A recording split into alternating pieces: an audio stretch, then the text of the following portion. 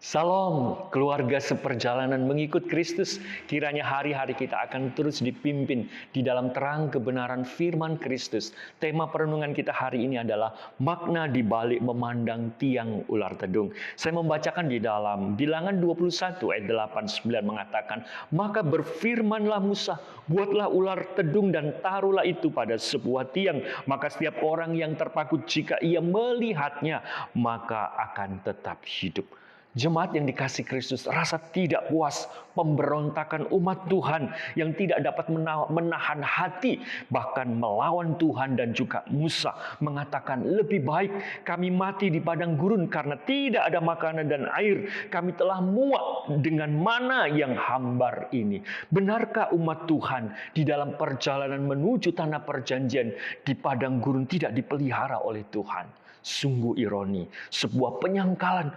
Tuhan sang pemelihara melindungi umat Israel di padang gurun sedemikian rupa. Dipelihara dengan makanan, dengan air, dengan daging. Akibatnya sungguh Tuhan menghukum mereka dengan ular tedung yang banyak memagut mereka sehingga banyak yang mati dan juga mengalami sakit yang sangat hebat.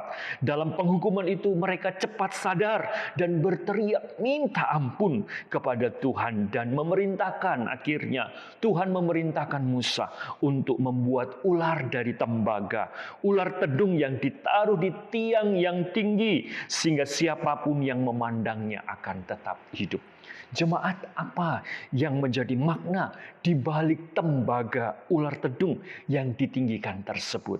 Kita bersyukur melalui Injil Yohanes, kita ditunjukkan kasih Allah kepada umat Israel sedemikian, yang di dalam pemberontakannya Allah masih beranugerah untuk mengampuni, untuk boleh menyelamatkan generasi kedua mereka masuk ke tanah perjanjian. Namun lebih daripada itu, Yohanes mengingatkan bahwa Allah telah mengirimkan putra tunggalnya, yaitu Yesus Kristus datang ke dalam dunia. Sehingga Yohanes mengatakan, sama seperti Musa meninggikan ular di padang gurun, demikianlah ia anak manusia, yaitu Kristus, harus ditinggikan, supaya setiap orang yang percaya beroleh hidup yang kekal. Yohanes 3 ayat 14 dan 15. Saudara, Yesus turun dari surga ditentukan oleh Bapaknya, harus mati di atas kayu salib untuk menanggung semua kejahatan, pelanggaran, pemberontakan kita, rasa tidak puas kita, kelemahan kita, sakit penyakit kita.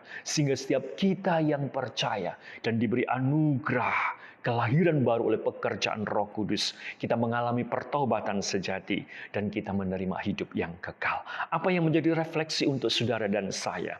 Apakah saya makin menyadari betapa besarnya kasih Allah melalui karya Kristus yang telah ditinggikan, mati dengan cara tergantung di atas kayu salib? Kutukan dosa itu telah ditanggung oleh Kristus untuk saudara dan saya, sehingga Yesus menebus hidup kita dari segala pemberontakan, kejahatan kita, dan kita boleh diselamatkan. Namun lebih daripada itu, apakah orang lain boleh memandang Kristus yang telah mati dan disalibkan itu, perubahan-perubahan hidup kita, rasa syukur kita, penyembahan kita, sehingga orang lain melihat Kristus yang nyata dalam hidup kita, sehingga mereka boleh percaya. Mereka tidak melihat keluhan kita, pemberontakan kita yang lama. Mereka tidak melihat setiap kekasaran hidup kita, tetapi sungguh transformasi, perubahan hidup dari hari ke hari lewat kebenaran firman-Nya. Mari pandang salib Kristus yang mengubah hidup kita, karena karya kematiannya menebus dosa kita. Karya kebangkitannya sungguh memberi jaminan kehidupan yang kekal, sehingga saudara dan saya terus mengalami perubahan. Dan itulah yang ingin dilihat oleh dunia, supaya dunia kelak memandang salib Kristus itu.